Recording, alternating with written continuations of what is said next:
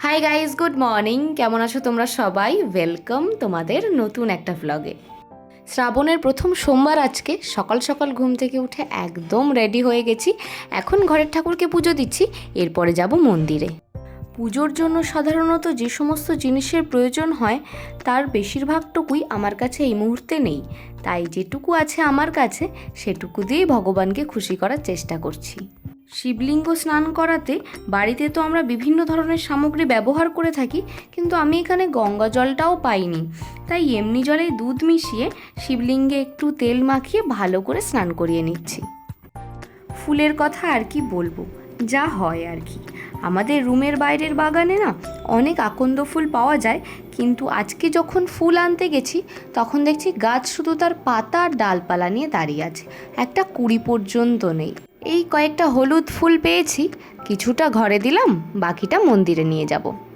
বাড়ি থেকে এনেছিলাম মাত্র দুটো শাড়ি, সেখান থেকেই একটা পরে আজকে রেডি হয়ে নিয়েছি।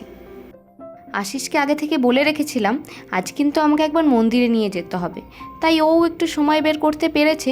চটজলদি আমাকে আবার পুজোটা দিয়ে বাড়ি চলে আসতে হবে, আশিস তো আবার ডিউটি যাবে। আমাদের ওখানে শিবরাত্রির দিন রাস্তা দিয়ে যেমন ছোট থেকে বড় সকলে সুন্দর সাজগোজ করে বাবার মাথায় জল ঢালতে যায়, এখানেও না আমি সকাল থেকে দেখছি ছোট বাচ্চা থেকে শুরু করে বাড়ির বউরাও হাতে পুজোর ডালা নিয়ে যাচ্ছে মন্দিরের দিকে। কাছাকাছি হয়তো এই মন্দিরটাই পড়ে, তাই বেশিরভাগ মানুষ এই মন্দিরেই আসছে। বাইরেটাতে আবার ছোটোখাটো কিছু দোকানও বসেছে, আমাদের ওখানে শিবরাত্রিতে ঠিক যেমন হয় একদম সেই রকম। মন্দিরের ভেতরে তো চলে এসেছি, কিন্তু এত ভিড়, ঠিক কোন জায়গাটায় বাবার মাথায় জল ঢালা হচ্ছে আমি আসলে বুঝতে পারছি না। জায়গায় জায়গায় মানুষ জল ঢালছে, পুজো দিচ্ছে, আমাকে একটু খুঁজে দেখতে হবে কোথায় বাবার মাথায় জল ঢালা হচ্ছে। এই যে পেয়ে গেছি, এই ঘরেই আছে শিবলিঙ্গ। প্রচণ্ড ভিড় আজকে, হওয়াটাও খুব স্বাভাবিক। আস্তে আস্তে এখন ভেতরের দিকে যাই। সকলে যে যার নিয়ম অনুযায়ী বাবার মাথায় জল ঢালছে, ওনাদের হয়ে যাক, তারপর আমি যাব। আর সবাই জল ঢালছে তো ভেতরটা একদম জলে জলাকার, একটু সাবধানে যেতে হবে। এবার আমিও একটু সুযোগ পেয়েছি, এখন মন দিয়ে পুজোটা করে নিই। এবার তো বাড়ি থেকে দূরে রয়েছি, ভাবতেও পারিনি যে এত ভালো করে শ্রাবণের প্রথম সোমবারটা পালন করতে পারবো।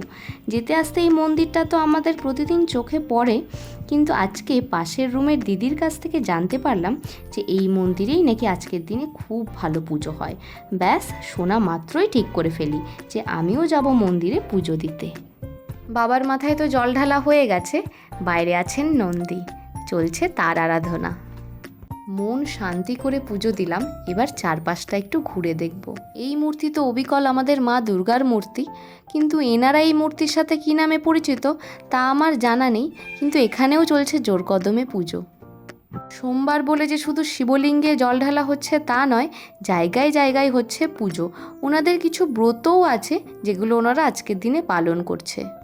এখানে বেশিরভাগ সধবা মহিলাদেরই দেখছি পুজোর পর একে অপরকে এই নাক থেকে শুরু করে পুরো মাথা পর্যন্ত সিঁদুর পরিয়ে দিচ্ছে। এটা হয়তো ওনাদের ব্রতর কোনো একটা নিয়ম নীতির মধ্যেই পড়ে। আগেই বলেছিলাম এখানে ছোটোখাটো কিছু দোকানও বসেছে, বেশিরভাগ ক্ষেত্রে মহিলারাই পুজো দেওয়ার পর টুকটাক দোকান থেকে জিনিসপত্রও কিনছে। আর সবচেয়ে বড় বিষয়, মেলার দোকানগুলোর বেশিরভাগটাই পরিচালনা করছে মহিলারা। আর এই হচ্ছে মন্দিরটা। সকাল বলে বোঝা যাচ্ছে না, কিন্তু মন্দিরে সন্ধ্যাবেলা এত ভালো আলো জ্বলে, বাইরে থেকে দেখতে অসম্ভব সুন্দর লাগে। বাড়ির মহিলা থেকে শুরু করে ছোট বাচ্চা, বয়স্ক মানুষ, এমনকি ছেলেরাও পুজো দিতে এসে এই ছোট মেলা তারা খুব ভালোভাবে উপভোগ করছে। সারাদিনের ব্যস্ততার জীবনে এই ছোটোখাটো মেলা তাদের জীবনে এক বড় পাওনা। যাই হোক, খুব ভালোভাবে পুজো দিয়ে সুন্দর মেলা ঘুরে এখন যাচ্ছি বাড়ির দিকে। আশিস তো আবার ডিউটিতে যাবে। আর আজকের ব্লগটা এই পর্যন্তই রাখছি, দেখা হচ্ছে নেক্সট ব্লগে।